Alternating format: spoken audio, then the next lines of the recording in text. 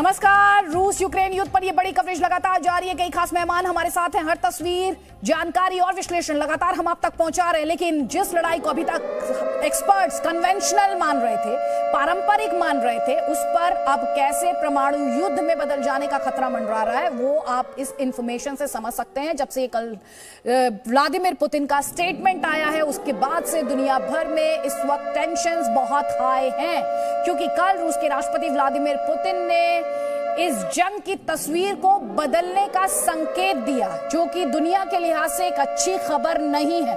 उन्होंने nuclear deterrent forces Russia के, उन्हें हाई अलर्ट पर रखा। और उसके बाद सवाल ये उठ रहा है, क्या ये लड़ाई, रूस और यूक्रेन की ये लड़ाई, क्या न्यूक्लियर वॉर में तब्दील हो सकती है? क्योंकि टेंशंस हाई है, एक के बाद एक स्टेटमेंट्स आ रहे हैं। पुतिन ने रूसी सेना को आदेश दिया कि nuclear deterrent forces high alert पर रहें, और दुनिया में इस वक्त बेचैनी, तनाव। अमेरिका कह रहा है कि ये रूस की परमाणु धमकी है। नेटो भी काफी सख्त रुख अख्तियार करते हुए और इस बयान को खतरनाक बता रहा है। व्लादिमीर पुतिन के इस बयान को बहुत ही खतरनाक बता रहा है नेटो, और इसके अलावा दुनिया भर से इस स्टेटमेंट को लेकर बहुत स्ट्रांग प्रतिक्रिया मिल रही है। एक तरफ रशियन प्रेसिडेंट है व्लादिमीर पुतिन, जिन्होंने न्यूक्लियर डेटरेंट फोर्सेस को हाई अलर्ट पर रखा है, और दूसरी तरफ यूक्रेनियन फोर्सेस हैं जो ये दावा कर रहे हैं कि उन्होंने रशियन फोर्सेस को बड़ा नुकसान पहुंचाया है, कई पॉइंट्स पर पीछे धकेला है। और इस सब के बीच आज सुबह यह भी खबर आई है कि कीव के बेहद करीब रशियन फोर्सेस हैं, उनका काफिला करीब 5 किलोमीटर लंबा बताया जा रहा है।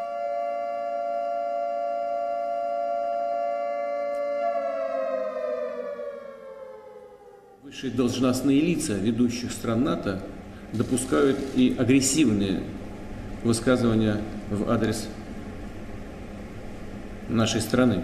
Поэтому приказываю министру обороны и начальнику генерального штаба перевести силы сдерживания российской армии в особый режим несения боевого дежурства. तो आपको बताते हैं, पुतिन ने न्यूक्लियर डेटरेंट फोर्सेस को अलर्ट पर रखा है। ये आपने अभी उनके रिएक्शन में खुद देखा। इसके अलावा यूक्रेन में एक साथ कई मिसाइल अटैक्स हुए हैं। बूखा के पास रूसी सेना को भारी नुकसान से जुड़ी हुई तस्वीरें हमने आपको दिखाई अभी थोड़ी देर पहले।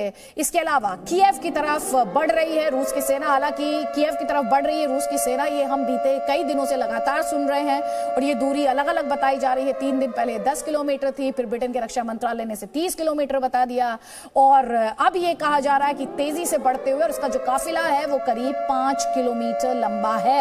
इसके अलावा गूगल मैप पर यूक्रेन का ट्रैफिक अपडेट बंद कर दिया गया है। रूस यूक्रेन के प्रतिनिधि बेलारूस में मिलने जा रहे हैं।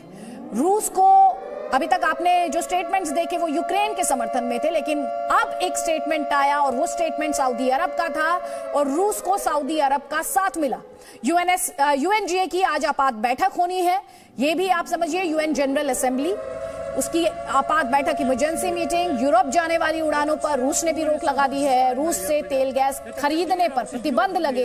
ये यूक्रेन के राष्ट्रपति ज़ेलेंस्की कह रहे हैं जो कंट्रीज इसमें भुगतान करेंगी, दरअसल वो यूक्रेन में जिस तरह से रशिया द्वारा एग्रेशन दिखाया जा रहा है, आम लोगों को टारगेट किया जा रहा है, उसमें भुगतान कर रही होंगी। तो ये बड़ी खबरें, 10 अपडेट रूस यूक्रेन युद्ध से जुड़े हुए हम आप तक पहुंचा रहे हैं, और साथ ही तस्वीरें भी आपको लगातार दिखा रहे हैं कि किस तरह का विनाश जारी है। युद्ध किसी समस्या का समाधान हो नहीं सकता। ये तस्वीर कल की तस्वीर है, जब एक टैंक, रशियन टैंक के आगे आम यूक्रेनी नागरिक ने आकर उसे रोकने की कोशिश की। देखिए, ये तस्वीर कल की तस्वीर है, और आज जिस तरह से ऑयल डिपो को निशाना बनाया गया, उसकी तस्वीर भी आई, और ये ऑयल डिपो उन पॉइंट्स के बेहद करीब है।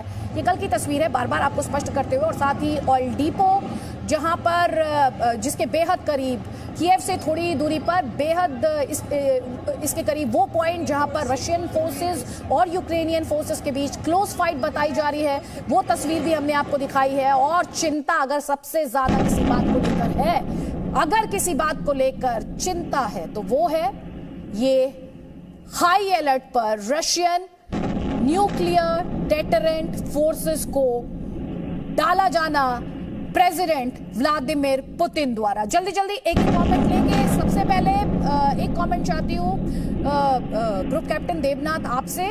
परमाणु धमकी है ये, बौखलाहट है, ये प्रेशर टैक्टिक है, ये क्या है संक्षेप में? व्लादिमीर पुतिन जो हैं एक बहुत ही पहुंचे हुए धुरंधर पॉलिटिशियन हैं। उनको मालूम है कि अब उनको अपने डिस्पोजल में जितने भी प्रेशर्स साइकोलॉजिकल, मिलिट्री और डिप्लोमेटिक डालने हैं, ये मौका है यूक्रेन पर और नेटो फोर्सेस पर उस प्रेशर्स का इस्तेमाल करने के लिए।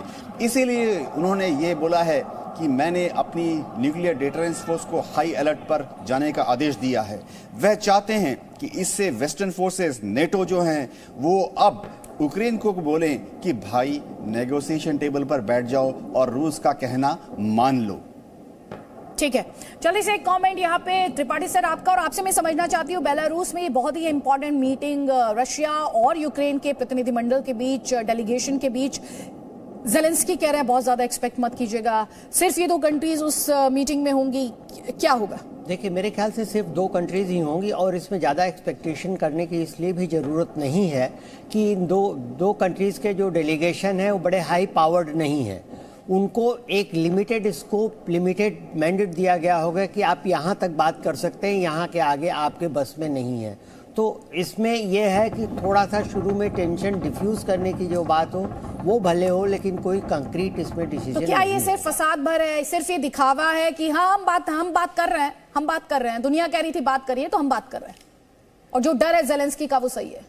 जी बिल्कुल, ये दिखावा है। ठीक, रविंद्र सचदेव।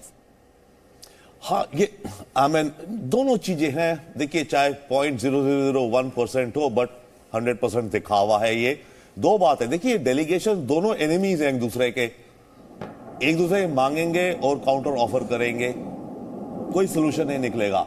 एक दूसरा तरीका होता है कॉन्फ्लिक्ट रेजोल्यूशन का, जिसमें कि आप और मैं, हम दुश्मन बैठ रहे हैं, एक बीच में कोई मध्यस्थता करे एक्टिवली, वो आपसे बात करे, आपको समझाए, मेरे से बात करे, मेरे को समझाए, दोबारा बात करें, हम दोनों को मिलाने का प्रयास करें, जैसे कहीं आर्बिट्रेशन।